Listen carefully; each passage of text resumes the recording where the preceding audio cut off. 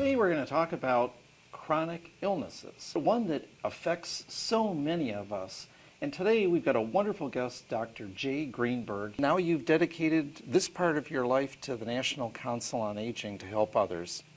My pleasure to have you here today. Oh, well, thanks for having me, and thanks for letting us chat about this. What is chronic illness management, self-management all about? Most of us, as we get older, I'm 65, I have two what's called chronic illnesses, and the difference between a chronic illness and what you think of when your appendix is problematic or when you have the flu is it's a condition like diabetes or hypertension, high blood pressure, or asthma, where it doesn't go away. You have it for the rest of your life. When you have a chronic illness, if you're going to lead a good, strong, productive life, and you can, you have to be as much in charge of your life and your care as your doctor does. Well, isn't that what I'm paying the doctor all this money for? When you have your appendix taken out, exactly. Okay. But when you have a chronic condition, you really do need a partnership. The doctor has the expertise to tell you what's wrong, but at the end of the day, you see your doctor 6, 7 days out of the year, maybe 12 days out of the year, and what you do 24/7 during the year will determine more about your health than what your doctor did. And a really good example is something like diabetes. Okay. If you take care of yourself with diabetes, you have a very good chance of leading a full, productive life.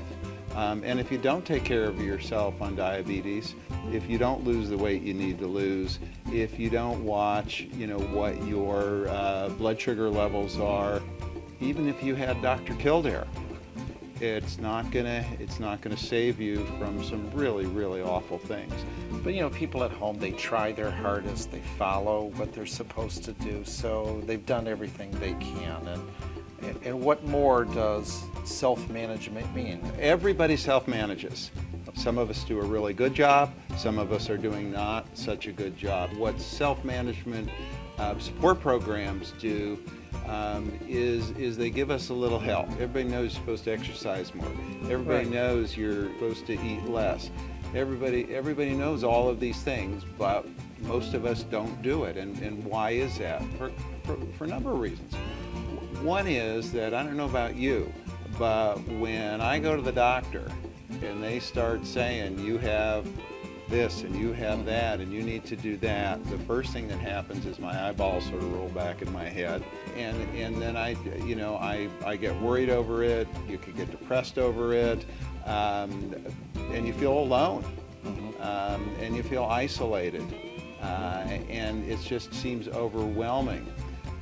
But with a little help from your friends, in a structured environment that's based on scientific evidence, you will actually increase your chances of feeling better, feeling more optimistic, and then following through on these things that you should be doing, but you're not doing it. The programs that we're involved with in terms of chronic disease self-management were developed over the last 20 years by Dr. Kate Lorick at Stanford University. It was interesting because Kate is a nurse by training, but she also got a PhD in health education. And what Kate discovered were some basic things. She discovered that for the most part, it wasn't lack of knowledge. Secondly, that people didn't want to be talked to. They didn't want fingers pointing at them. Yeah, nobody does. Exactly, and that their peers, people that have faced similar situations, had much more credibility in terms of helping motivate them and helping them problem solve. So this isn't just another pamphlet that somebody would be sent in the mail that they could read, or a short item. From what I understand of Stanford's work back since 1990 or so, they studied a whole regimented program of how to train some leaders to really build a group atmosphere to help people. And that's what this self-management for chronic illnesses is kind of about, isn't it? Exactly. In much the same way that before a pharmaceutical company can release a pill, it has to go through what they call clinical trials. Kate actually put her programs through clinical trials to show that they actually work.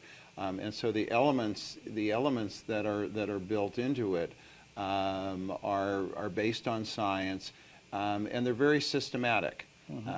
The programs in the community meet once a week for 6 weeks. There's a number of topics that you go over.